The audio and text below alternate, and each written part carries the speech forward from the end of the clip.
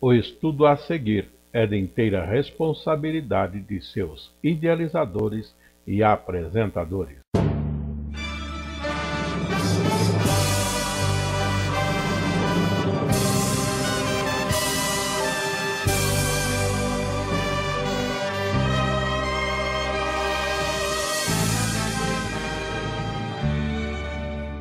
Estudos para a Escola Bíblica Dominical no terceiro trimestre do ano de 2019. Estamos atualmente na lição de número 9, com o título A Ressurreição e a Vida. Estudo esse baseado naturalmente no capítulo 11, do qual nós tiramos os versos de 1 a 15 como nossa leitura bíblica em classe.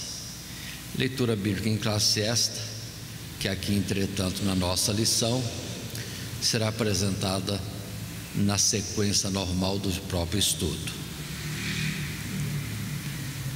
Ainda continuando um pouco mais, para a nossa Escola Bíblica Dominical, temos elegido os versos 25 e 26 desse mesmo capítulo 11 para serem a expressão do nosso texto áureo, e que diz, Jesus falando: eu sou a ressurreição e a vida, quem crê em mim, ainda que esteja morto, viverá, e todo aquele que vive e crê em mim nunca morrerá. Isto colocado, indo para o nosso esboço desta lição número 9, a ressurreição e a vida, naturalmente no sentido de Jesus, a ressurreição e a vida. Nós temos os tópicos do nosso desenvolvimento, que são: Jesus é a ressurreição e a vida. Um segundo tópico: Lázaro é ressuscitado. E o terceiro, o conselho para matar a Jesus. E estes três tópicos atingindo esse capítulo de número 11 do Evangelho de João.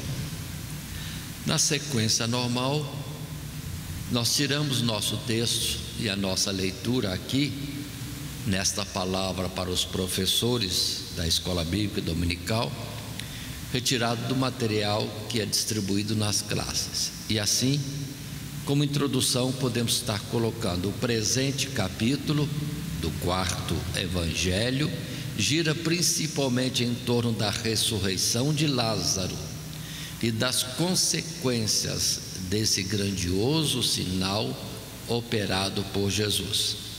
Aqui voltamos ao tema da vida, tantas vezes já apresentado em outros sinais e discursos relatados pelo evangelista.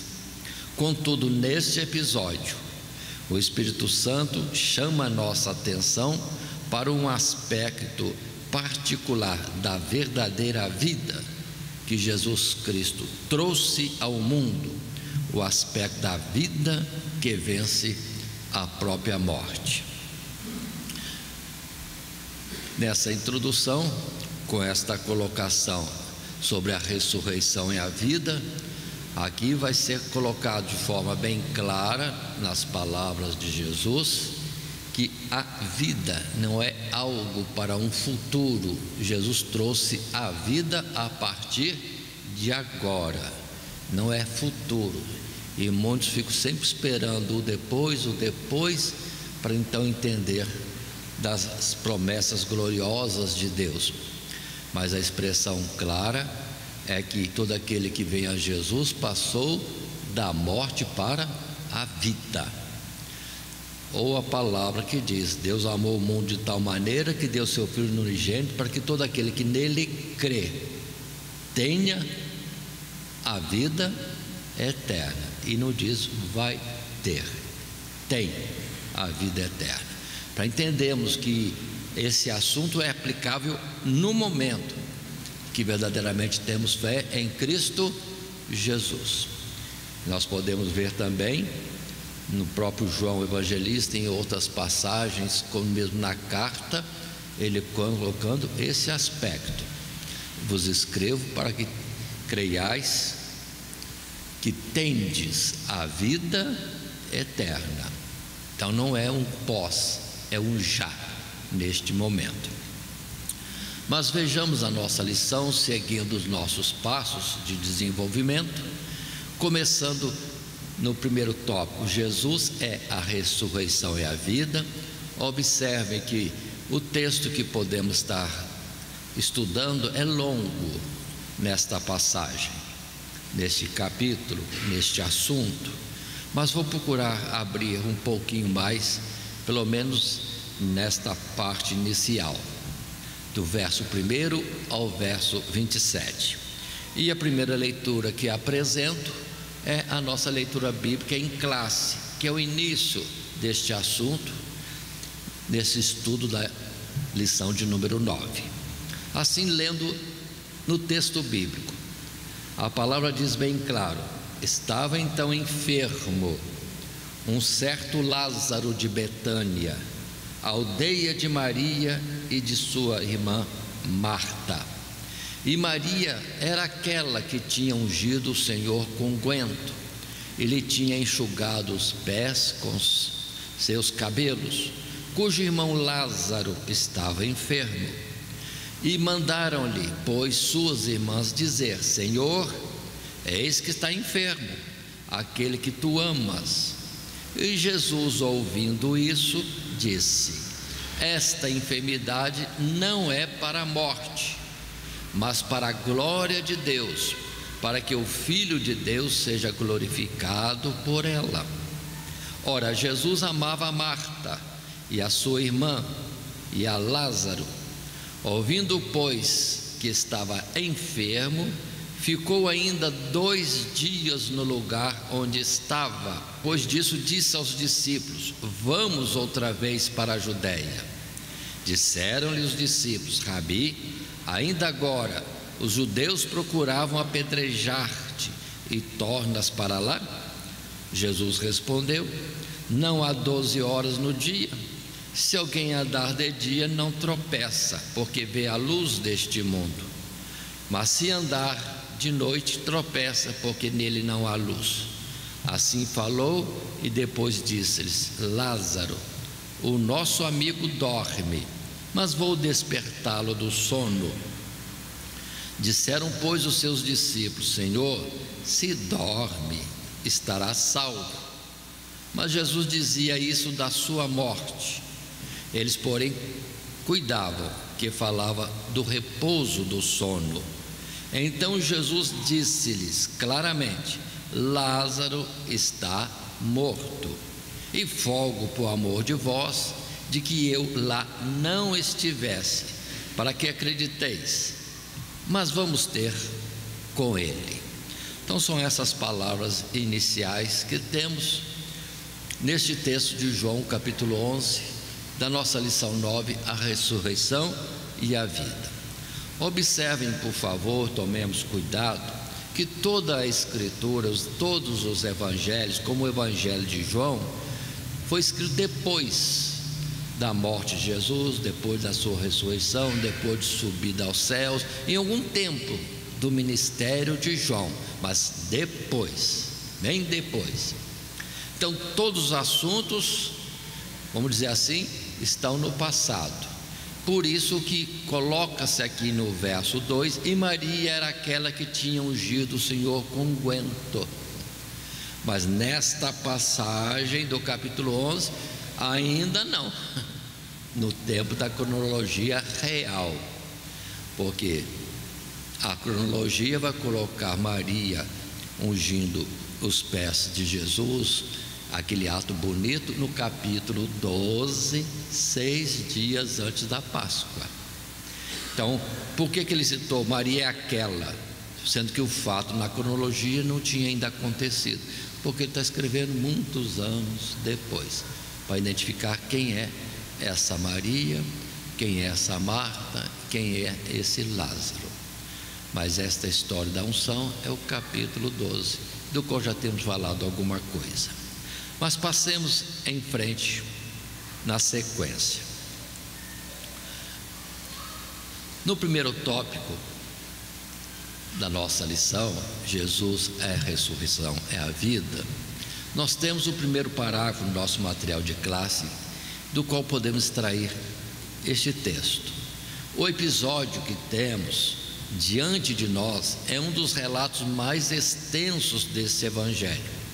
Aqui, até o momento decisivo em que Lázaro é ressuscitado, vamos encontrar diversos diálogos esclarecedores sobre o propósito do milagre.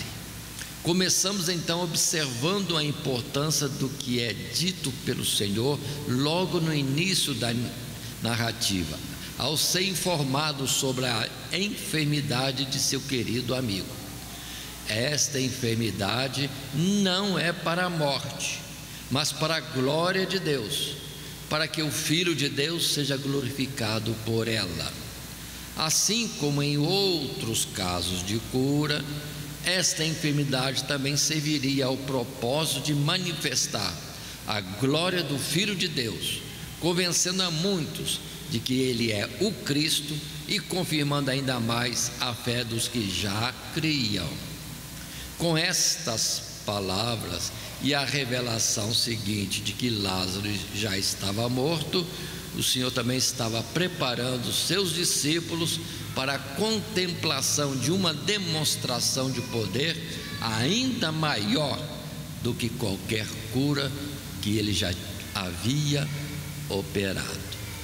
Então observe, dentro de um assunto simples e direto, em que Marta manda mensageiros falar com Jesus que Lázaro estava enfermo, na ideia de que Jesus, sabendo disso, ia se apressar para retornar à Judeia, ir ao encontro de Lázaro e ali, vamos dizer assim, fazer ou dar a ordem de cura do seu amigo. Observem bem que não existe essa expressão Lázaro está enfermo, aquele que tu amas. Olha a confiança, né, que Marta tinha em Jesus ao citar aquele que tu amas está enfermo. Então existe um carinho especial, vamos dizer, de Jesus para com Lázaro, para se referir desta forma. E até João faz a menção disso, que Jesus amava a Marta, a sua irmã e a Lázaro.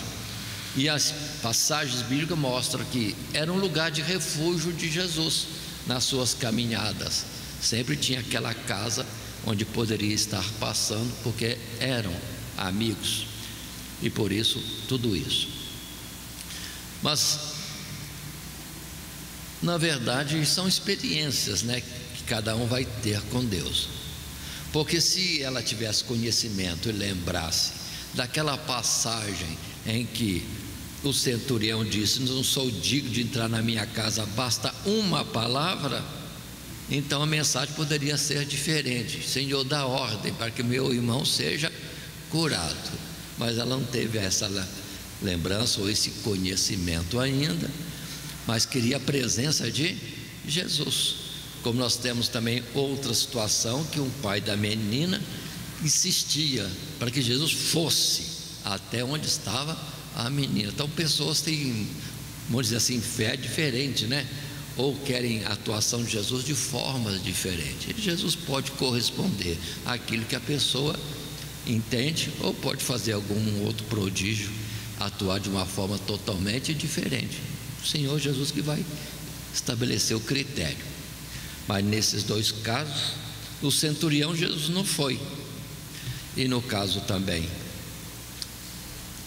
daquele pai da menina que estava enferma, na verdade morta, ele insistia que Jesus fosse, e Jesus de fato foi até lá e deu ordem à menina que despertasse, com presença dele.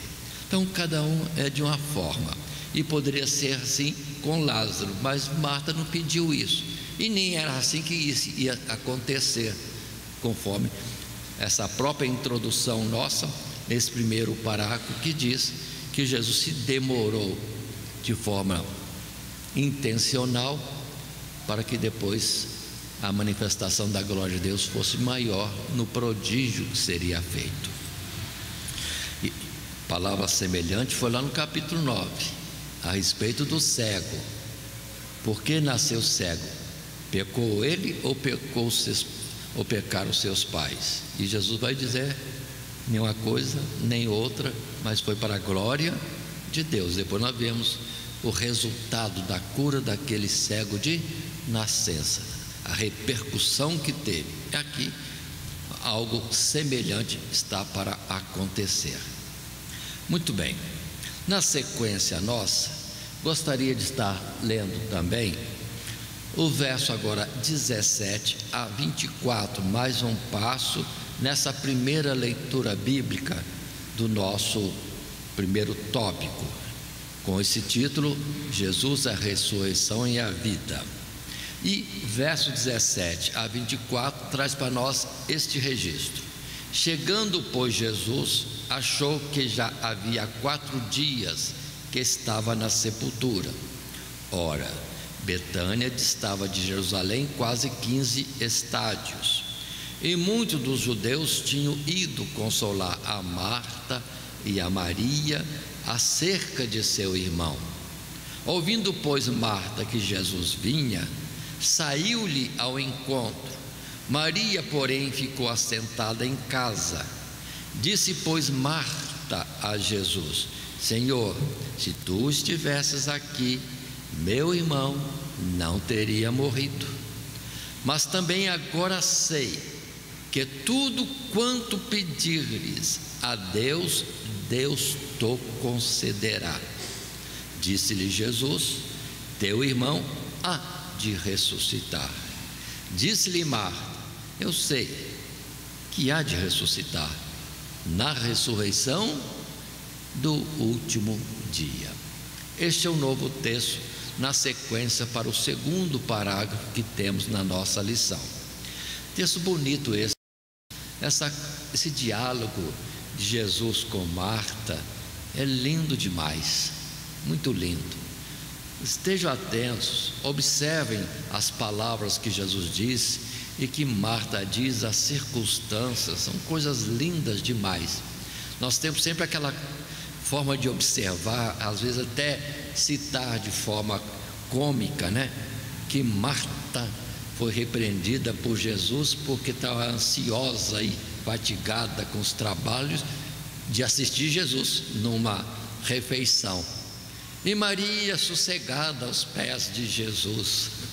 E Jesus disse: ela escolheu a melhor parte e não lhe será tirada. Mas aqui neste texto nós vemos o contrário, a Marta muito mais ligada às coisas de Deus, o espiritual, a parte doutrinária, a fé, do que a própria Maria. Maria já está como uma personagem mais secundária, não está em destaque no assunto, no diálogo. Entendamos bem claro, Jesus não atendeu a expectativa de Marta, mas pelo menos ela não está assim magoada que não quer falar com Jesus. É a primeira a sair rapidamente para encontrar Jesus ao saber da sua aproximação. Vamos mais um pouco, indo agora no segundo parágrafo desta nossa lição. Neste tópico, Jesus é a ressurreição e a vida. Assim resumimos o texto. O encontro de Marta com Jesus, quando ele se aproximava da aldeia, é um ponto alto da narrativa.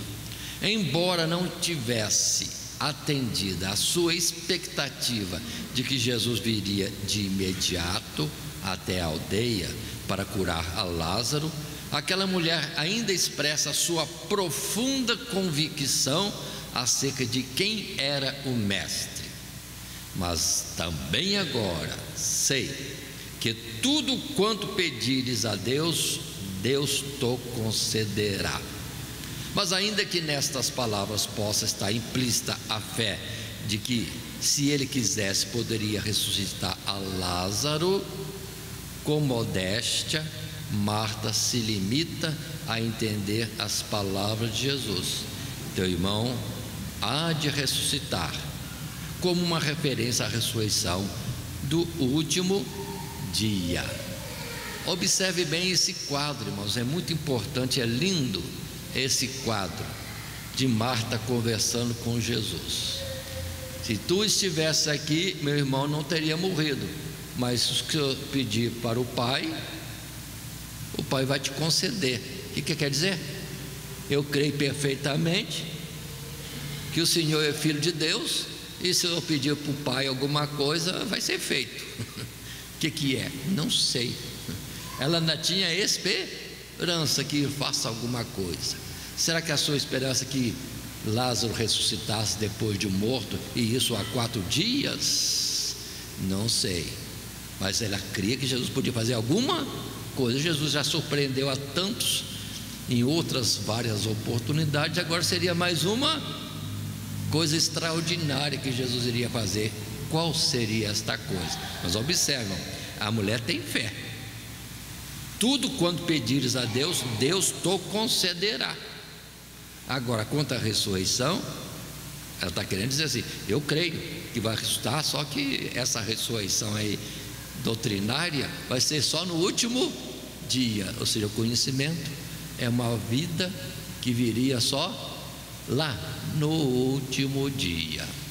Mas a expectativa dela não era essa. O que o Senhor pedir pode ser feito. O que o Senhor vai pedir? Então não é diretamente uma ressurreição, mas alguma coisa seria feita, não sei o que. Nem Marta sabia, mas cria que Deus poderia fazer, ou que Jesus poderia alcançar qualquer coisa do Pai. Observe esse texto, parte dele é voltando a algum verso anterior, e outro é avançando já até o final do texto proposto nesse primeiro tópico, que temos que Jesus é a ressurreição e a vida. Muito bem, verso 23, repetindo até o verso 27. Disse-lhe Jesus: teu irmão há de ressuscitar. Disse-lhe Marta: eu sei que há de ressuscitar na ressurreição do último dia. Disse-lhe Jesus: eu sou a ressurreição e a vida. Quem crê em mim, ainda que esteja morto, viverá. E todo aquele que vive e crê em mim nunca morrerá. Crês tu isto? Disse-lhe ela: sim, Senhor, creio que tu és o Cristo, o Filho de Deus, que havia de vir ao mundo. Muito firmes essas palavras, irmãos, lindas. Ela não entende bem, ela não está raciocinando o que vai acontecer. Ela está totalmente certa que o que Jesus quiser fazer, faz. O que ele falar está certo. Não mostra assim entendimento total, mas que ela crê que o que Jesus está falando é verdade. Pronto, não tem dúvida. Isso ela não tem. Agora vamos considerar o texto em si, né? O que Jesus está dizendo? Ele é a ressurreição e a vida. A vida está nele, a vida dele mesmo e a vida de todos, e a vida de Lázaro. Depois Jesus diz: aquele que crê em mim, ainda que esteja morto, viverá. Essa palavra é boa. Então, quem crê, ainda que seja morto, viverá. Então, há esperança para Lázaro. Como? E depois ainda Jesus diz dessa forma: e aquele que crê em mim, ou que vive e crê em mim, nunca morrerá. E Lázaro, que cria em Jesus, morreu. E agora? Aí, no raciocínio lógico, poderia haver dúvida nela. Mas o Lázaro morreu. Mas ela não entra nessa área de, vamos dizer assim, algo contrário, negativo. Ela só pega o positivo de tudo. E Jesus, depois de dizer essa palavra, aquele que vive e crê em mim nunca morrerá, vem a pergunta: crês tu isto, Marta? Resposta direta: sim, Senhor, creio que tu és o Cristo, o Filho de Deus, que havia de vir ao mundo. Pronto. Ela está só no positivo. algo negativo que poderia trazer dúvidas, não quero ter dúvida, não tem dúvida, ele falou, está falado, é tudo. Observe, irmão, que fé, não é assim? Jesus falou, está falado, pronto. Na minha linguagem aqui, ela não está entendendo perfeitamente tudo isso. O senhor está falando, poderia dizer assim, não estou compreendendo, mas creio firmemente que o que o senhor está falando vai acontecer. E pronto. Aí entramos no terceiro parágrafo desse primeiro tópico. Jesus, a ressurreição da vida e a vida. Vamos para o terceiro parágrafo então. E vou dividir esse parágrafo em duas partes. Uma parte A inicial, tirando o material de classe. É aí que Jesus responde com palavras que encerram o significado de toda esta passagem. O diálogo começou, voltemos no texto: eu sou a ressurreição e a vida. Cristo veio trazer a verdadeira vida a homens que estavam em sombras de morte. Logo, receber a luz dessa vida já era uma verdadeira ressurreição, como o próprio Senhor havia explicado antes. Mas agora, para que entendesse que a vida que Jesus trouxe ao mundo é uma vitória sobre a morte, em todos os seus aspectos, e por isso é a verdadeira ressurreição, ele afirma categoricamente: eu sou a ressurreição e a vida. E por Lázaro demonstra a conexão inseparável entre a ressurreição e a vida em si. Vamos observar isso. Ele é a ressurreição e a vida.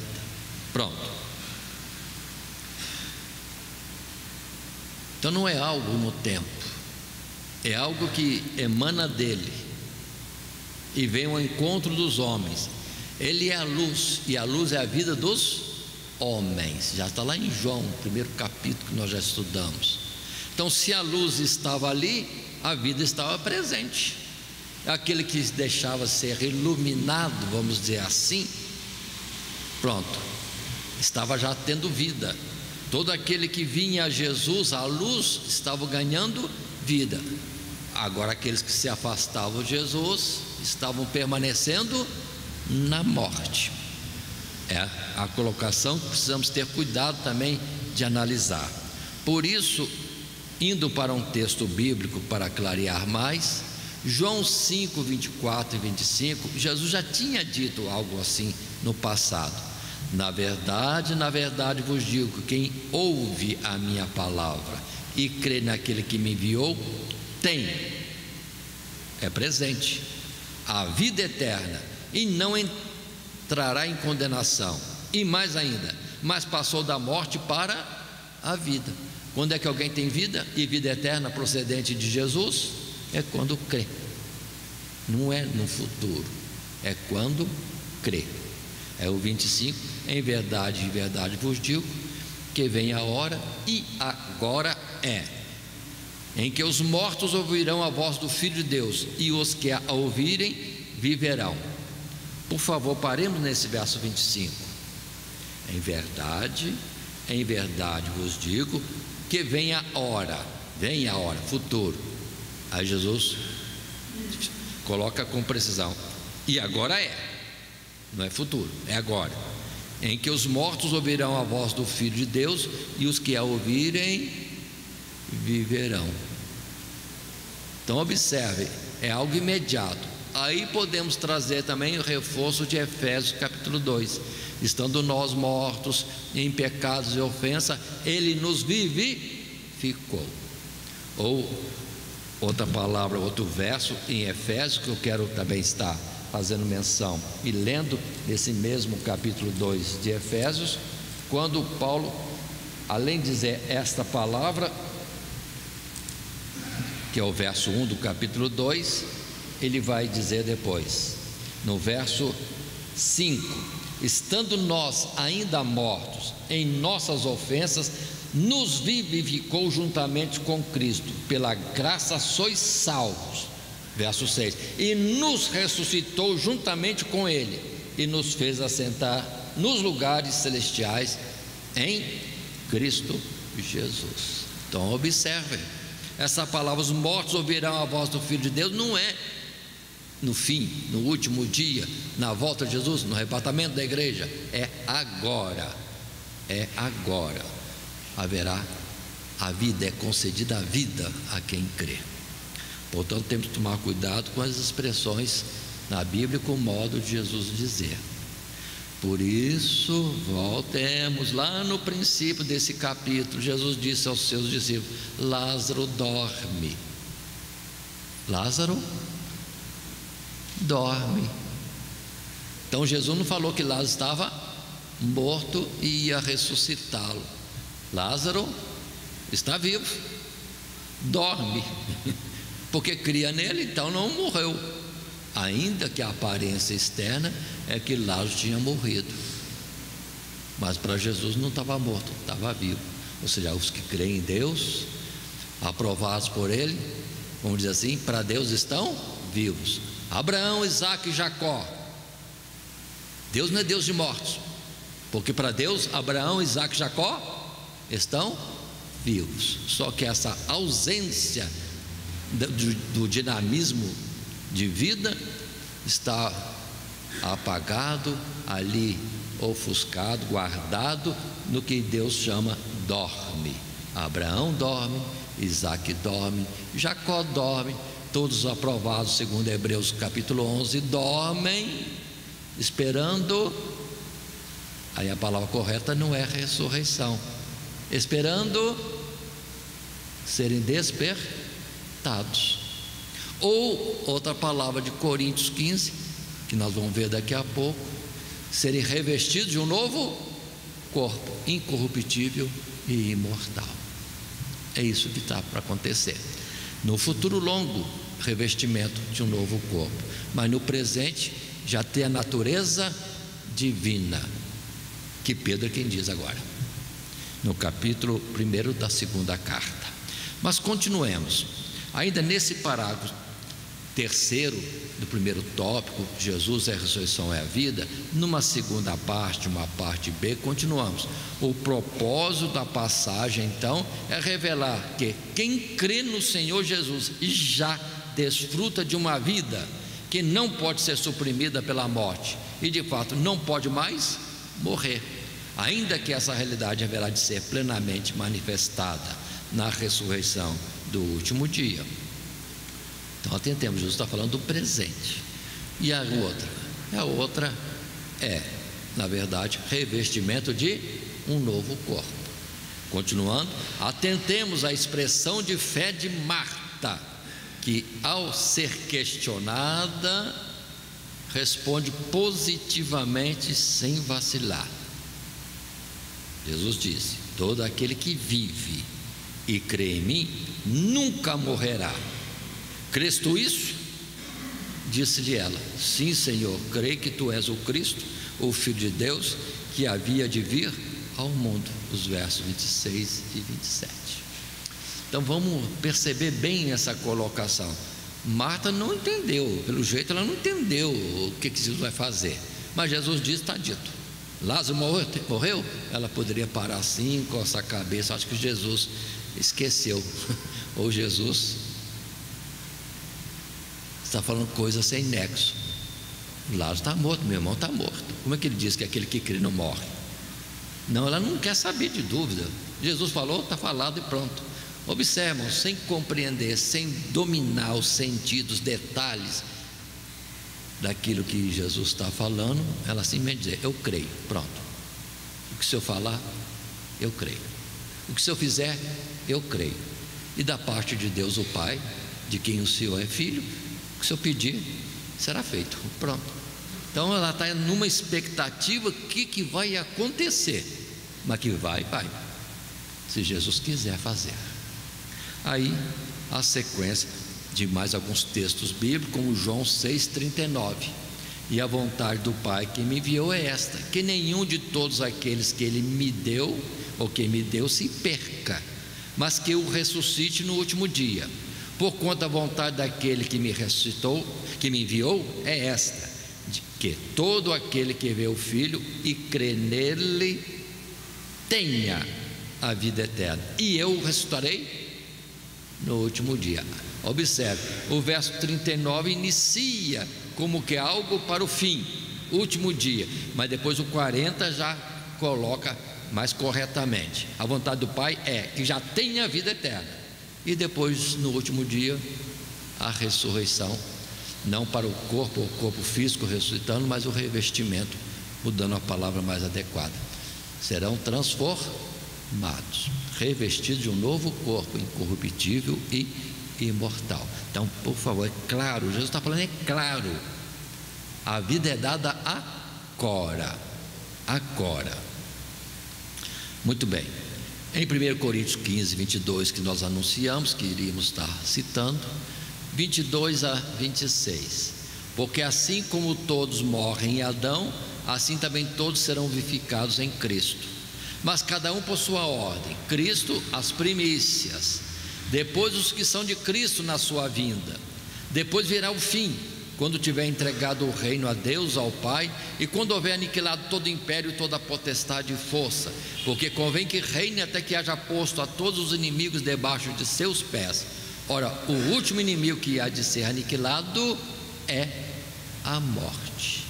Observe bem essa colocação aqui. Jesus o primeiro a se fazer carne e morrer, mas logo ressuscitando. Ele é primícias. A festividade de Levítico 23, que fala de primícias, refere-se em figura à ressurreição de Jesus. E depois teremos o Pentecoste, que é Deus aceitando a oferta, que são as outras vidas, frutos da lavoura da terra. Continuando, por favor, entendo isso. A ressurreição dos homens, ou esse revestimento de um novo corpo, acontecerá na sua vinda. Depois virá o fim. Por favor, guarda esse versículo, é o versículo 24, depois virá o fim. E muitos estão colocando, Jesus vem e vai ficar aqui e vai acontecer muita coisa. Não existe isso, não existe. Fiquei na simplicidade da palavra que está colocada, não só aqui, em muitos lugares.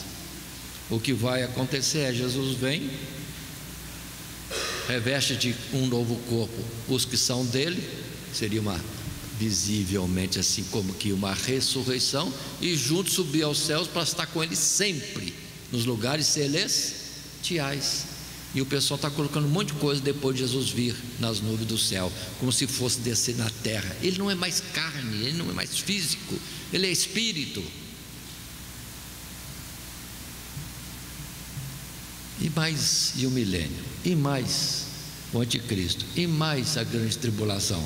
Ou se coloca isso, se entende e tem a compreensão de que isso está acontecendo agora, já aconteceu, ou então vai ficar esperando esse milênio eternamente. Não vai acontecer, porque Jesus vem, leva a igreja, é o fim. É como ele disse, será como no dia de Noé. Noé é escape e o resto em juízo de condenação. É como foi com Ló, é só Ló sair e virar o fogo sobre Sodoma e Gomorra. Ou veio a acontecer isso, passado. E no futuro, Jesus vem e leva a igreja, tira o Ló, que somos todos aqueles que são dele, e depois, fogo sobre a terra, o que Pedro disse, que Jesus vindo, os elementos ardentes se desfarão, e a terra e as obras que há nela se queimarão. Então, por favor, esse é o princípio básico, correto, das coisas do futuro. E dentro dessa lição, isso se pode perceber outra vez.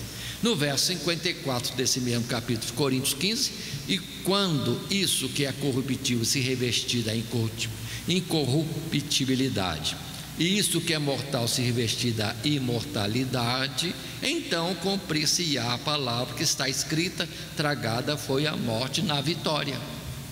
Pronto. Aí, voltando atrás, o último inimigo a ser vencido, o último inimigo a ser vencido é a morte. Mas o diabo, o Satanás, o anticristo, já foi vencida há muito tempo lá na cruz do Calvário. E o pessoal ainda está esperando a coisa que dizem acontecer quando já aconteceu. E a palavra é clara: a última coisa a ser vencida é este aspecto de morte que ainda está sobre toda a humanidade. Combinando com Hebreus capítulo 11, todos aqueles que foram aprovados estão aguardando as promessas, porque ainda não receberam esta subida para morar no seio de Abraão, lugares celestiais, no paraíso da eternidade. Mas avancemos um pouco mais e vamos para o segundo tópico da nossa lição. Lázaro é ressuscitado, uma narrativa que vai do verso 28 até 45 e que podemos estar também lendo uma parte deste texto. Inicio em 32 deste texto de João capítulo 11, e a palavra é esta: tendo, pois, Maria chegado aonde Jesus estava, e vendo-o, lançou-se aos seus pés, dizendo: Senhor, se tu estivesses aqui, meu irmão não teria morrido. 33. Jesus, pois, quando a viu chorar, e também chorando os judeus que com ela vinham, moveu-se muito em espírito e perturbou-se, e disse: onde o pusestes? Disseram: Senhor, vem e vê. Jesus chorou. Disseram-lhe, pois, os judeus: vede como o amava. E alguns deles disseram: não podia ele, que abriu os olhos ao cego, fazer também com que este não morresse? Jesus, pois, movendo-se outra vez muito em si mesmo, foi ao sepulcro, e era uma caverna, e tinha uma pedra posta sobre ela. Disse Jesus: tirai a pedra. Marta, irmã do defunto, disse: Senhor, já cheira mal, porque é já de 4 dias. Disse-lhe Jesus: não te hei dito que, se creres, verás a glória de Deus? Tiraram, pois, a pedra. E Jesus, levantando os olhos para o céu, disse: Pai, graças te dou por me haveres ouvido. Eu bem sei que sempre me ouves, mas eu disse isto por causa da multidão que está ao redor, para que creiam que tu me enviaste. E tendo dito isso, clamou com grande voz: Lázaro, sai, ou vem para fora. E o defunto saiu, tendo as mãos e os pés ligados com faixas, e o seu rosto envolto no lenço. Disse-lhes Jesus: desligai-o e deixai-o ir. Aí está o que nós estamos chamando agora: Lázaro é ressuscitado, o nosso segundo tópico desta lição. Observe detalhes dessa narrativa, né? Detalhes.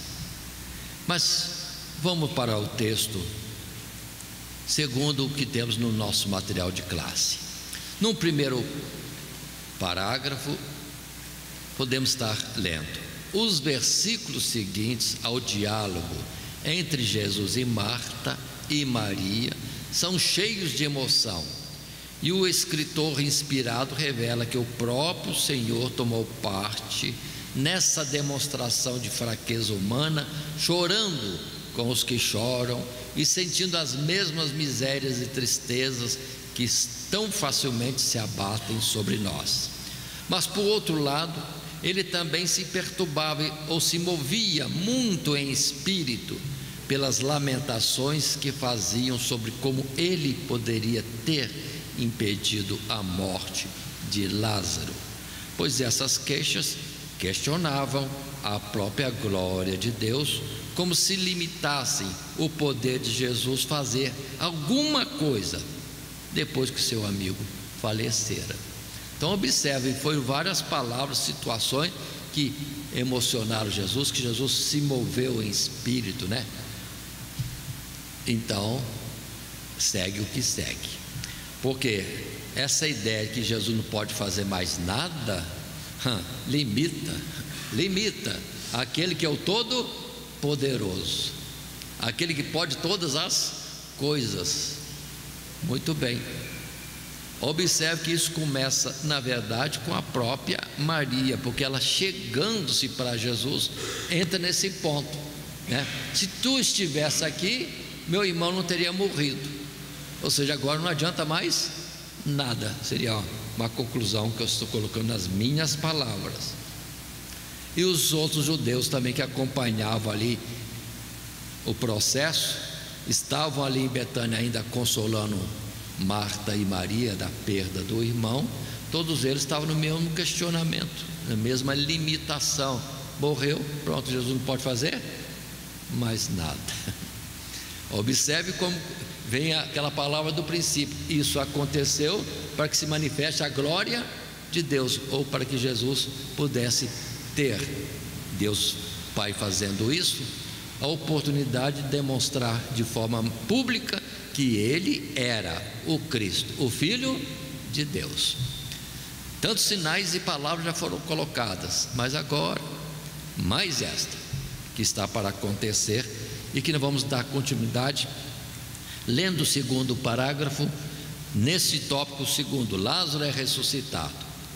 Assim, diante da persistente incredulidade de uns, da limitação de outros em esperar algo maior que a cura da enfermidade e da tristeza de todos, Jesus opera um dos maiores sinais, chamando Lázaro de volta à vida, pelo poder da sua palavra. Lázaro, sai ou vem para fora, e sendo imediatamente atendido. Nenhuma das ressurreições narradas nos outros evangelhos se comparam a esta, pois aquelas foram quase que imediatas à morte da pessoa ressuscitada, ao passo que a de Lázaro ocorreu no 4º dia, quando a deterioração do corpo já estava avançada. Isso faz deste milagre um sinal que confirma o que Jesus havia dito sobre o poder, o seu poder, que havia recebido para ressuscitar os mortos no último dia, libertando-os dos seus sepulcros. Considerando isto, juntamente com a oração pública que o Senhor havia dirigido ao Pai, como que fazendo prova aos olhos da multidão de que ele era enviado por Deus, o milagre causou um tremendo impacto sobre os judeus. Então vamos perceber, entender o que está acontecendo aqui, quando Jesus, diante de todos, dirige-se ao Pai dizendo: Pai, graças te dou por me haveres ouvido. Eu bem sei que sempre me ouves, mas eu disse isso por causa da multidão que está ao redor, para que creiam que tu me enviaste. Com essas palavras, publicamente falando, que Jesus está dizendo: ó, o Deus do céu, o Jeová, aquele que eu sou, é meu Pai, e eu estou conversando com Ele, e vai acontecer alguma coisa, para vocês verem que Ele é meu Pai e Ele me enviou para fazer o que está sendo feito. Então é uma declaração mais do que clara de Ele ser Filho de Deus e ser o Messias. Não tem por onde fugir disso. E a intenção é para que creiam, para que creiam. E vem a ordem: Lázaro, sai para fora. Pronto, todo mundo vendo. Quantos? Bom, Jesus, seus discípulos, Marta, Maria, os judeus que vieram consolar a família. Tinha um grupo grande, e publicamente Jesus fala isso e dá ordem: sai para fora. Agora eu pergunto, perdoe minhas fracas palavras, saiu como? Pulando?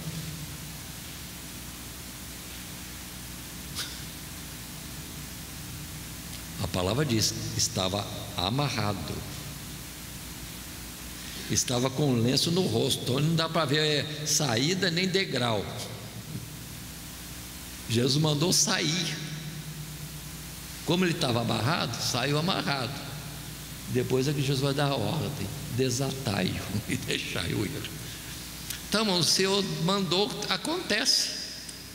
Não tem nada que para diante da palavra de Deus. Lázaro sai para fora, e viesse um anjo do céu. Jesus, ele está morto, ele está sem audição, ele não pode ouvir. Jesus deu ordem: ouvido que funcione, né? E tudo demais obedeça. Bom, é um milagre tanto. Aquilo que estava já deteriorizado, pior do que um boneco de barro que Deus fez para soprar e sai depois o Adão.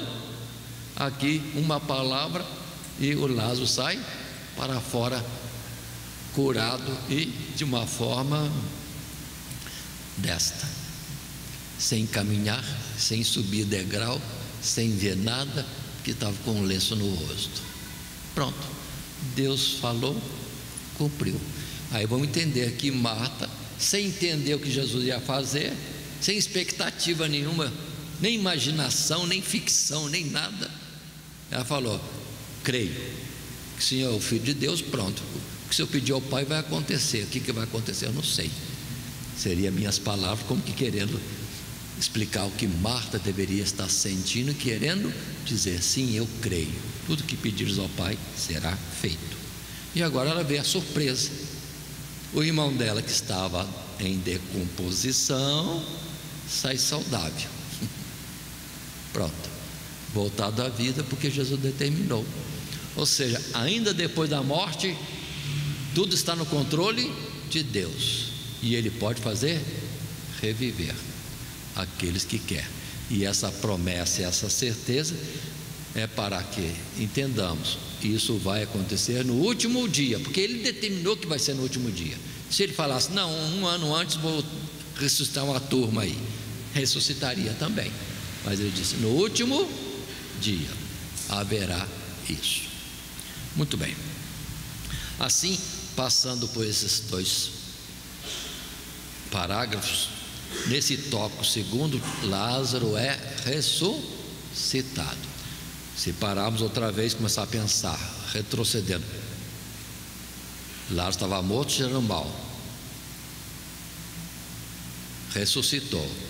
Mas Jesus falou antes que ia falar com o Pai e agradecer ao Pai, porque ia ser feita uma coisa, porque o Pai o ouvia e ele era enviado pelo Pai. Pronto, é prova. Ele anunciou e cumpriu. Pronto. E Deus não deixaria alguém falar se tivesse numa mentira. Então pronto, volta a João capítulo 9. Deus não ouve pecadores. Se Ele me curou um cego de nascença e nunca se ouviu isso, conclusão, Ele é de Deus. Pronto. Agora, irmãos, continuemos nessa nossa lição. Entremos no tópico seguinte, que é o terceiro: conselho para matar a Jesus, verso 46 a 53. Lendo o texto, diz assim: mas alguns deles foram ter com os fariseus e disseram-lhe o que Jesus tinha feito. Depois os principais dos sacerdotes, os fariseus, formaram um conselho e diziam: que faremos? Porquanto este homem faz muitos sinais. Se o deixarmos assim, todos crerão nele, e virão os romanos e tirar-nos-ão o nosso lugar e a nação. E Caifás, um deles, que era sumo sacerdote daquele ano, lhes disse: vós nada sabeis, nem considerais que nos convém que um homem morra pelo povo e que não pereça toda a nação. Ora, ele não disse isso de si mesmo, mas sendo sumo sacerdote naquele ano, profetizou que Jesus devia morrer pela nação, e não somente pela nação, mas também para reunir em um corpo os filhos de Deus que andavam dispersos. Desde aquele dia, pois, consultavam-se para o matarem. Então observemos um sinal tão claro, tão tremendo. De fato, alguns creram. Marta devia estar pulando de alegria e vendo que confiar em Jesus vale a pena, ainda que não se entenda, não tenha expectativa nenhuma, mas Jesus falou, vai acontecer. Enquanto outros vendo tudo isso, o coração fica mais endurecido. Não, esse aí não pode continuar vivendo, fazendo milagres desse jeito, onde que vai parar? Aí todos vão seguir a ele. E o medo que eles manifestam é que os romanos, vendo que era constituído um rei pelo povo, Jesus é rei, pronto, iriam tirar o lugar da nação, porque os romanos eram assim, havia alguma coisa que para eles não era aceito ou ia contra os seus interesses, Roma simplesmente massacrava tudo. É o reino de ferro lá de Daniel capítulo 2. Muito bem, e vão decidir, Jesus tem que morrer. E o sumo sacerdote coloca essas palavras: convém que um homem morra pelo povo e não pereça toda a nação. Ele colocou no sentido, mas as palavras pelo Espírito de Deus tinham outra atuação, que era a redenção do povo de Israel. Mas ele queria matar o povo para poder salvar a nação dos romanos. Mas Jesus ia morrer para salvar os homens do pecado, do diabo, da morte, e dar a eles a vida eterna. Então, mesmas palavras e dois entendimentos. Até o que falou, o que profetizou tinha uma intenção, mas a palavra do Espírito, o significado que aconteceria era a redenção do povo em Cristo Jesus. Então, atentemos para tudo isso. Este é o texto que nós lemos em João capítulo 11, e na sequência vamos para o nosso primeiro parágrafo, no tópico 3, o conselho para matar Jesus. Lemos o texto bíblico e agora do material de classe. Se este milagre foi a demonstração final e mais poderosa de que Jesus era o Cristo, o Filho de Deus, por outro lado também foi o que levou os líderes do povo de Israel a decidirem pelo seu fim. Reunidos em Jerusalém, esses homens implicitamente reconhecem que eventualmente o povo se voltaria para Cristo devido à eficácia dos seus sinais. Mas eles não estavam preocupados de ter diante de si o próprio Cristo prometido, e sim em perder a liderança da nação, além de uma possível repressão dos romanos que levasse Israel à destruição. Ao que o sumo sacerdote Caifás intervém com a palavra de que um homem deveria morrer pela nação e que esse homem era Jesus. Conselho este que é aceito de imediato pelos demais. Esta era uma profecia não apenas no sentido de algo que aconteceria, mas de que era o conselho de Deus revelado através dos profetas no passado. Como ovelha muda seria levado ao matador, palavra, por exemplo, de Isaías. E aqui nós temos o texto bíblico de João 12:19. Disseram, pois, os fariseus entre si: vedes que nada aproveitais, eis que todos vão após ele. Em vez de se maravilharem com o sinal e virem para Jesus, estavam revoltados. Mas em Atos 2, verso 23, na pregação primeira de Pedro, após receber o batismo com o Espírito Santo, o revestimento de poder, Pedro colocou: a este Jesus, que vos foi entregue pelo determinado conselho e presciência de Deus, tomando-o vós, o crucificastes e matastes pelas mãos de injustos. Mas observe, é algo trazido por Deus, mas não estava ainda sendo colocado para condenação, era para salvação. Aquele que olha e entende que matou Jesus, que a gente joga a culpa nos judeus, né? E nos romanos, mas na verdade Jesus morreu por nossa causa, pelos nossos pecados. Se nós colocarmos devidamente isso colocado, ou seja, nós fizemos uma coisa horrível, é injustificável, nem entre os homens, e muito menos diante de Deus. Matamos o Filho de Deus. O que vai acontecer agora? Olha, que absurdo, que maravilha, que misericórdia de Deus. Ele propõe arrependimento e vinda para esse Jesus, e com isso teremos vida eterna, além do perdão. Então, olha aqui, Deus operando uma maravilha. Enquanto todos esperavam serem fulminados, eram dignos disso, Pedro coloca: na verdade vocês mataram, mas ele não está trazendo isso como colocando vocês como culpados e já destinados à morte. Ao contrário, ele morreu por vocês, no seu lugar. Aceita isso? Você não morrerá, porque ele já pagou pelas suas faltas. Então é o contrário, Deus está atuando no sentido de salvar e nunca de condenar. Veio não imputando os pecados, mas apresentando a salvação. Totalmente diferente do proceder humano. É algo que vem antes da vingança, a proposta de reconciliação, de reconsideração dos atos errados feitos. Se não, aí sim, aí é condenação mesmo. Aí Deus virá com vingança. Passando ainda para um parágrafo segundo, no tópico 3, o conselho para matar a Jesus. Estando ciente disso ou não, o sumo sacerdote não presumia maiores consequências da morte de Jesus, além da manutenção do estado atual de relativa paz em Israel, sob a tutela do Império Romano.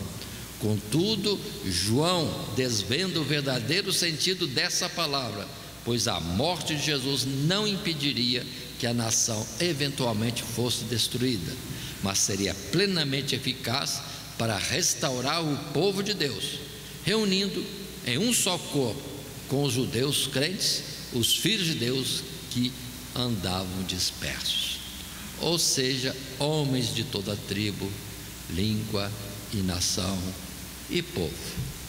Então observem como a atuação de Deus está acontecendo, e nesse sentido aquilo que estava já profetizado, que foi nosso assunto da lição anterior, no capítulo 10. Jesus é o bom pastor e veio para ajuntar as ovelhas que estavam ali e ovelhas que estavam longe, para que formassem um só rebanho, todos debaixo de um mesmo pastor, ele mesmo, Jesus, o bom pastor que daria a sua vida pelas ovelhas. Esta é a colocação que temos nesta lição. E ainda lembrando as passagens de João 12:20, quando se diz: ora havia alguns gregos entre os que tinham subido a adorar no dia da festa. Estes, pois, dirigiram-se a Filipe, que era de Betsaida, da Galileia, e rogaram-lhe, dizendo: Senhor, queríamos ver a Jesus. Filipe foi dizê-lo a André, e então André e Filipe o disseram a Jesus. E Jesus lhe respondeu, dizendo: é chegada a hora em que o Filho do Homem há de ser glorificado. Na verdade vos digo que se o grão de trigo caindo na terra não morrer, fica ele só. Se morrer, dá muito fruto. Aí observe que tudo converge para o momento da morte de Jesus. Não é ressurreição, é morte. Vamos dizer, o ponto máximo. Por isso Paulo dizendo: outra coisa não quis saber, a não ser de Cristo Jesus e este crucificado. A gente podia colocar, não, ressuscitado, não é bonito, é poderoso, é vitória. Não, ele morto. A prova do amor de Deus para conosco e o nosso escape da condenação pelo perdão, por cremos que ele pagou pelas nossas falhas.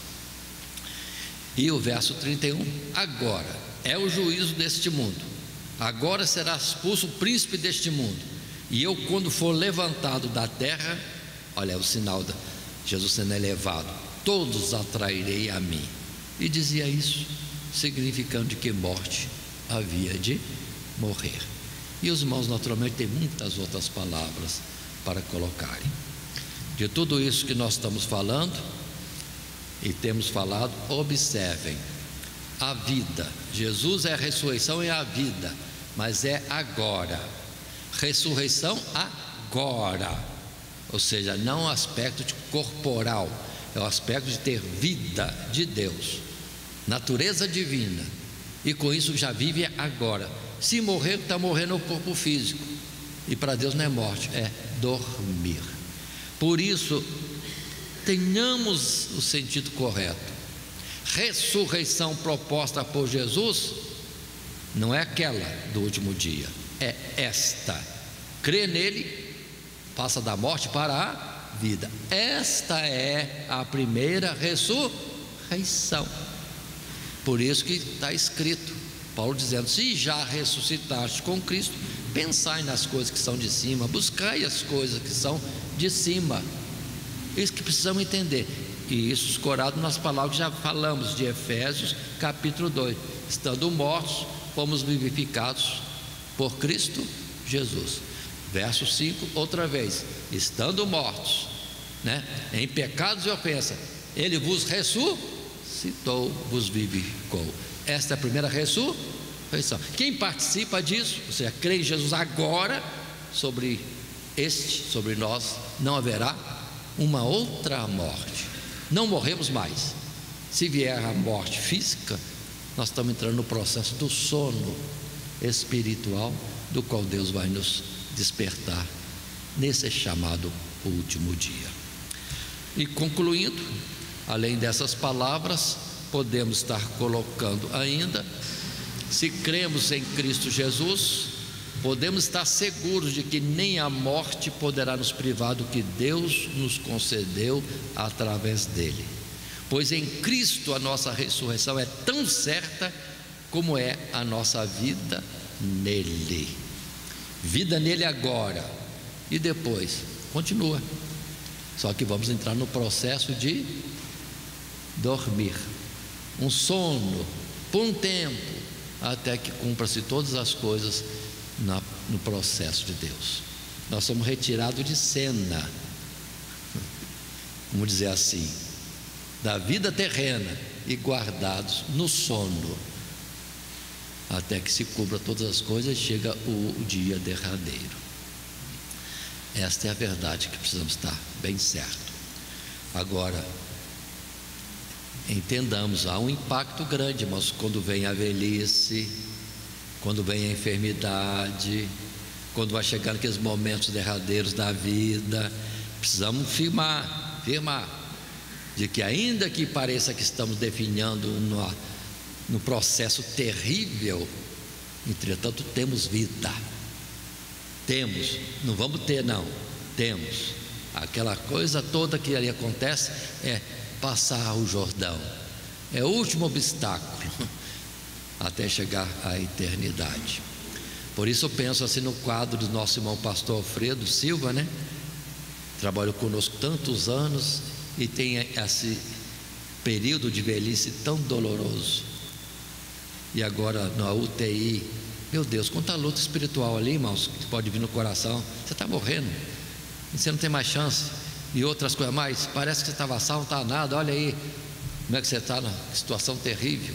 Por isso nós temos que firmar muito, muito, muito em Deus, na nossa velhice, enfermidade e momentos finais, ao mesmo tempo que nós que estamos fortinhos agora, vamos orar por esses que estão passando esse processo, juntar nosso clamor diante de Deus em favor deles. Está claro assim? Muito bem. Isso colocado, lembremos que nós desenvolvemos essa lição número 9, a ressurreição e a vida, nosso estudo do Evangelho de João, tomando o capítulo 11 como texto bíblico. O tópico primeiro falou Jesus é a ressurreição e a vida. O segundo tópico, Lázaro é ressuscitado. E o terceiro, o conselho para matar Jesus. Não adianta sinais para quem não quer se aproximar de Jesus, porque não é por sinais, precisa dar guarida à palavra de Deus. Muito bem, e depois deste esboço, lembremos do texto áureo, dos versos 25 e 26, que dizem: eu sou a ressurreição e a vida, quem crê em mim, ainda que esteja morto, viverá, e todo aquele que vive e crê em mim nunca morrerá. Qual é a situação nossa agora no presente? Já aceitamos Jesus? Então não estamos mortos, estamos vivos.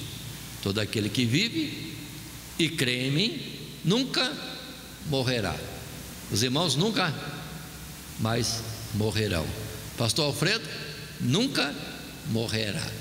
Eu estou na luta final para entrar de fato no sono do descanso até Jesus voltar. Que Deus nos abençoe em Jesus. Amém. Encerrando, vamos pôr-nos em pé.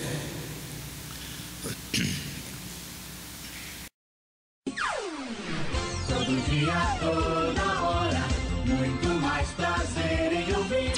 Radionet Grata Nova. Web Rádio, a qualidade que faz a diferença, cada vez mais necessária.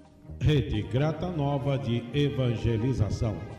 Acesse nosso site www.horadadecisão.com.br. Hora da Decisão, tudo junto, sem acento.